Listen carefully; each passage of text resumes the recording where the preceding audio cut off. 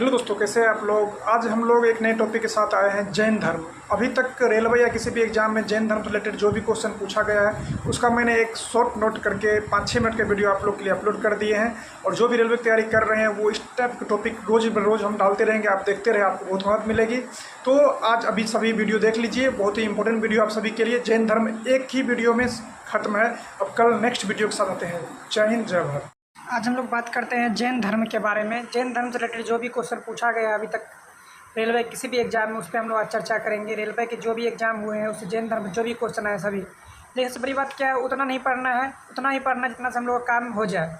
तो अब पहला क्वेश्चन पहला बोलता है, जैन धर्म संस्थापक कौन थे। तो जैन धर्म संस्थापक और पहले तीर्थंकर दोनों थे ऋषभदेव।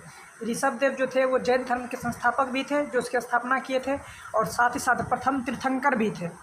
अब देखिए जैन धर्म के 23वें तीर्थंकर कौन थे। तो जैन धर्म के 23वें तीर्थंकर पार्श्वनाथ थे। इनके द्वारा जो है 4 शिक्षा दिया गया था। पहला अहिंसा न करना, दूसरा सदा सत्य बोलना, तीसरा चोरी न करना, चौथा संपत्ति न रखना। ठीक। अब इम्पोर्टेंट है महावीर स्वामी।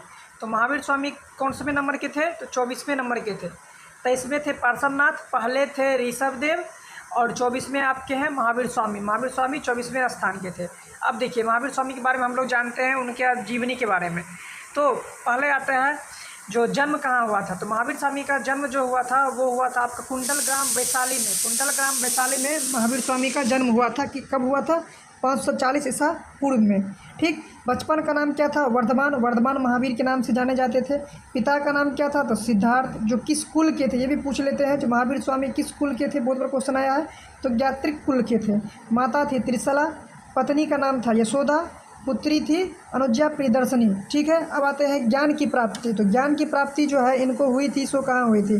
तो ज्ञान की प्राप्ति हुई थी ऋजुपालिका नदी के तट पर, साल वृक्ष के नीचे। किस नदी बोलेगा, जो किस नदी के तट पे हुई थी, तो ऋजुपालिका नदी के तट पर और साल वृक्ष के नीचे। इसी समय महावीर ज्ञान की प्राप्ति के बाद महावीर जीन कहलाने लगे। जीन मतलब विजेता, आहर्त, आहर्त मतलब पूज्य, और निर्गत मतलब बंधनहीन कहलाने लगे। ठीक। उपदेश किस भाषा में दिए हैं, तो उपदेश दिए हैं प्राकृतिक भाषा, या इसे अर्धमगधी भाषा भी कहते हैं। इसके अनुयायी को क्या कहा जाता है, निर्गत कहा जाता था इसके अनुयायी को। प्रथम कौन थे इसके अनुयायी, पुरुष में तो जामिल और स्त्री में चंपा। ठीक। अब चलिए आगे बढ़ते हैं हम लोग। आगे आता है आर्य सुधर्मा। अकेला ऐसा गंधर्व है जो महावीर की मृत्यु के बाद भी जीवित था। तो बोलेगा महावीर की मृत्यु के बाद भी ऐसा जीवित कौन सा है गंधर्व, तो आर्य सुधर्मा। भिक्षुणी संघ के प्रधान कौन थी। तो भिक्षुणी मतलब हुई जो महिलाएं थी, महिलाएं की संघ की प्रधान कौन थी, तो उसका नाम था चंदना। चंदना प्रमुख थी। अब आते हैं हम लोग, इम्पोर्टेंट है ये, बहुत बार पूछ लेता है ये, तो ये आप लोग 100% देखिए। ऋषभदेव प्रथम कौन थे, ऋषभ। दूसरे कौन थे, अजितनाथ। जैसे 24 बोले थे ना, 24 है, जैसे हम लोग अभी ऊपर में पढ़े हुए हैं 24वें तीर्थंकर महावीर स्वामी। इसी में कुछ इम्पोर्टेंट है, उसके बारे में हम लोग देखते हैं वो 24 में से। तो पहले हैं ऋषभदेव, दूसरे अजितनाथ, तीसरे संभवनाथ, 7वें पार्श्वनाथ, 16वें शांति, और आपका 18वें अरनाथ, 21वें नामी, 22वें अरिष्टनामी, 23वें पार्श्व और 24वें महावीर।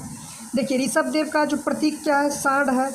अजितनाथ का है हाथी, संभवनाथ का है घोड़ा, सर्पसद का है स्वास्तिक, शांति का है हिरण, अरनाथ का है मीन, नामी का है नीलकमल, अरिष्टनामी का है शंख, पार्श्व का है सर्प, महावीर का है सिंह। अब देखिए दो ठो जो थे आपके ये, दो ठो जो आपके ये थे, जैसे इसमें सब 23-24 में, उसमें दो, पहला ऋषभदेव और 22वें जो आपका अरिष्टनामी, ये दोनों का वर्णन मिलता है ऋग्वेद में। और अरिष्टनामी को कृष्ण भगवान के समीप बोला जाता है, जो कृष्ण भगवान के समीप वाले थे।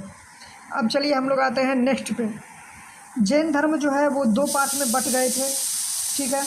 जैन धर्म 2 भाग बट गए थे, एक श्वेतांबर, एक दिगंबर। श्वेतांबर हुआ जो श्वेत धर्म पहनते थे, श्वेत कपड़ा पहनते। दिगंबर हुए जो कपड़ा नहीं पहनते थे। तो श्वेतांबर के जो थे उसके गुरु कौन थे, स्थलभुद्र, और दिगंबर के थे भद्रबाहु।